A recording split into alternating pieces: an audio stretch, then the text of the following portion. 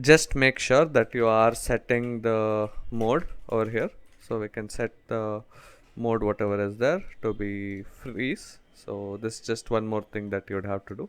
So we'll move this logic down over here, and apart from that nothing else really, so it should not actually be any problem.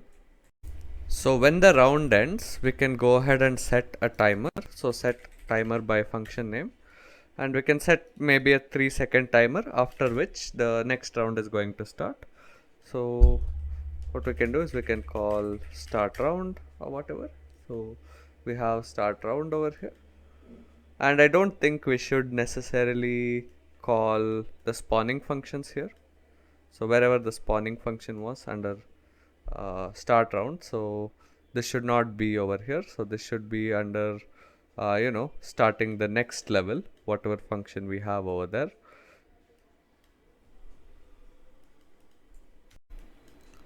So one more thing is we don't really require this over here, so we'll move the spawn pellets function into the start game rather than this one, so we can have it over here. All right, and whenever we go to the next level we require this. So it's better what we do is we create a custom event to go to the next level. So when we actually go to the next level, we are going to spawn the pellets. So custom event, so go to next level. All right, or we can actually have an event dispatcher for this as well.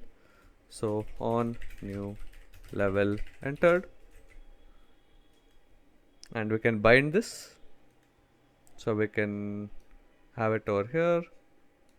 So we can go ahead and assign it. All right. So once we have this, we can also pass in the new level number over here. So we'll change the input parameters. We'll add an integer and call it new level. Now we can call this create event node once again. Oops, create event. And for some reason it's not working. Let's go ahead and compile it. Alright, and now we can go ahead and create a matching event. And this one we can call it on new level. So on new level entered event would be appropriate. And we can go ahead and call that. So I believe we are already doing it. So this is going to work.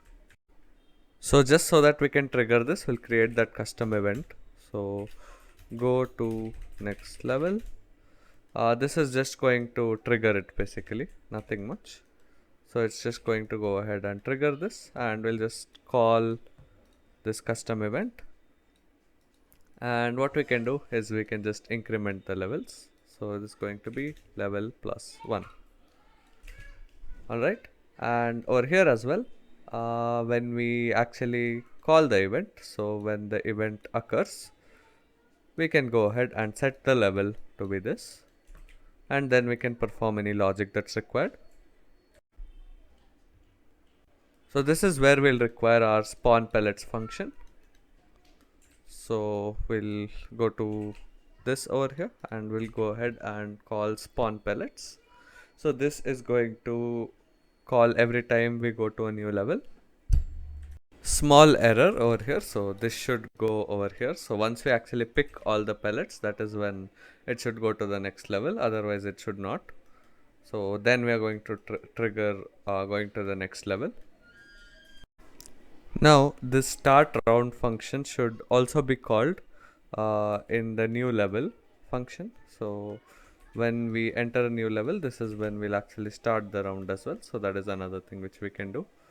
So spawning characters happens only when we just start the game. We'll use the same characters. So that's all well and good. For this one, we'll probably need some sort of game over widget. So let's go ahead and do that. So go ahead and create a new widget blueprint. So let's just make a folder for the fonts because it's getting a little too cluttered. So we'll select this and we'll move this in there, and we'll create a new widget blueprint. and this one is going to be called bp underscore game over. We can suffix that as usual. So if I can spell that correctly. And now we can just have a simple canvas panel and some text with some background blur, of course. So we can say background blur, and we're going to add it to the canvas panel behind the text. So the blur strength can be something like 10, and we can expand this for the entire page, set all the offsets to 0, and if I center align this and if I set the position to 0, it should be perfectly centered. So now it should be perfectly centered if we set the positions to 0, and make the size to be 400, let's say, or 500 by 100, and the size can be about 70. We'll change the font to the arcade font whatever we had and center align the text, and this is going to be game over. So I guess I have my caps lock on. So game over. So this is, I guess, about right. We can have an animation going for it. So create a new animation and call it fade. So we'll add a track for our text block over here. So whatever text we have, and we can add a track for the opacity. So wherever the opacity is, so I guess it's called render opacity. So by default it should be 0, and let's say over the course of 0.5 seconds the render opacity becomes 1. So that's a fairly decent assumption, and up until 2.5 we can retain it to 1, and at 3 we can make it 0. Alright, so let's go ahead and test the animation, and we can also gradually just change the color over here. So from here, so we can add another channel, and this is going to be color and opacity. So color over here, let's say we keep this white. So we added a keyframe over there, and here all these channels are going to be completely empty. So alpha will still remain 1, this will be 0. So from white we are going to transition to red. Alright, so let's go ahead and test it out. On construct we're just going to play this animation, play animation or play animation forward, whatever it is. And we should also have animation finished event. So event on animation finished. So we can use this event to kind of exit this menu over here. So we can use this event to kind of exit the menu. So what we'll do is, again, we'll disable the input. So set input mode. So set input mode UI only. So we don't really have any widget to focus. So we are going to get the player controller. Right, we'll flush the input.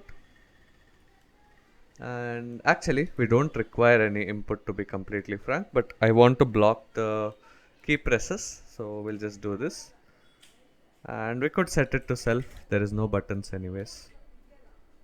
Now once the animation is finished, what we'll do is we'll go ahead and trigger the creation of the main menu and stuff. So this is when our game over screen is over. Now head back into your game mode, and when the lives are 0, this is when our game is over basically. So we can also print the score and stuff, so we can do that. So we can have an on game over event of some sort. So we'll go ahead and create that. So on game over. Alright, so if we have any data we can pass it. That's the idea basically. So we can have a custom event and call it on game over event, and I guess what we can take is the points and the level to which we came.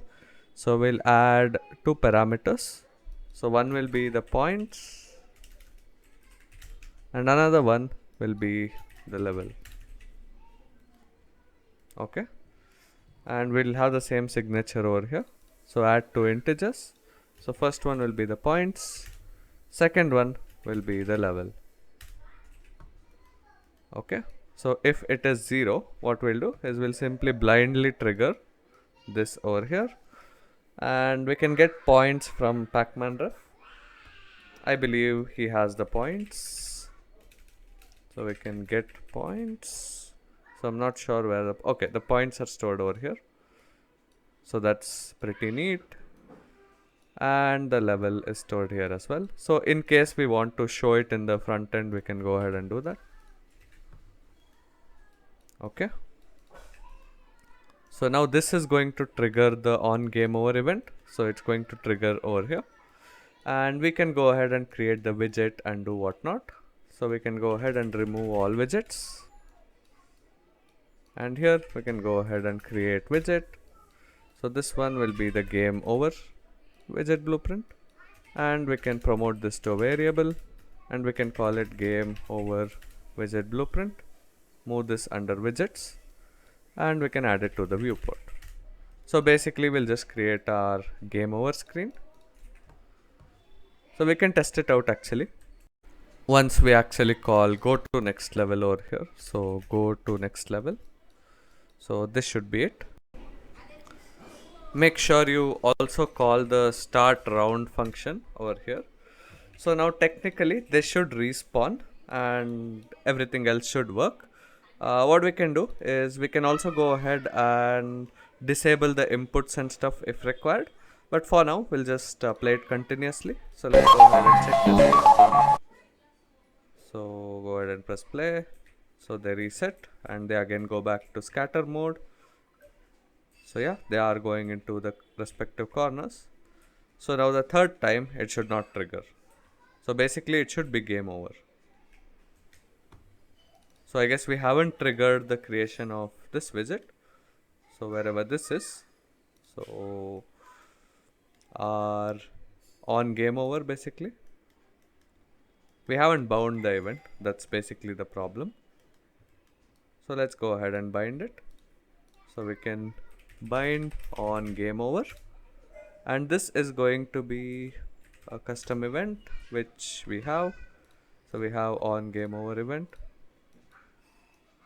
So we can call that, and then we can go ahead and create the main menu or whatever. Let's go ahead and take a look.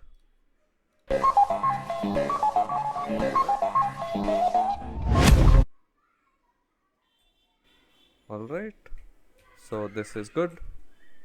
This is good as well. Now if I go ahead and do that, we get game over. But for some reason my background blur is not visible. Let's go ahead and fix that real quick. So in the game over widget blueprint, so we have a background blur, and we have set everything. Oh, oops, we set the padding to 10 rather than the blur strength. So let's set the blur strength to 10. And another thing is I just want to add this border over here just for giving a darker effect. So we can have this border. So this will occupy the whole screen once again, and this will obviously be right below the background blur. And the brush color will have no visibility, so alpha is going to be 0 by default, and the color will actually be black, it will not be white. So let's go ahead and change that in the animation. So we can grab our fade animation and we can add our border basically, and under our border we can add our render opacity. So actually we'll set the alpha to 1 over here. Oops, so I'll not select the animation. So head back into animations, ignore that. Over here I'll just set the alpha to be 1, and I'll handle it in the animation basically. So in the animation I'll grab in the fade animation, and for border we can add the track for render opacity. So at 0 it is going to be 0, and at 3 it's going to be 1 basically. So we can go all the way down to 3, Oops, I believe we did not apply it, so it's going to be 0. And all the way over here, it's going to be 1. So let's test the animation real quick. Alright. So this seems like a fairly good animation to me. So we'll compile this. And what we can do is once the animation is finished, we can leave a small delay, let's say about 1 second. And we can just type open level. So open level, we'll use the object reference because it's easier. And it's going to be our game level. So what we are doing basically is we are basically resetting. So let's go ahead and test it out.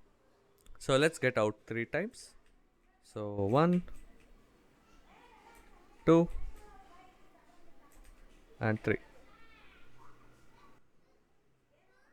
Right. And now we are back into the game. So the game loop is going to work perfectly.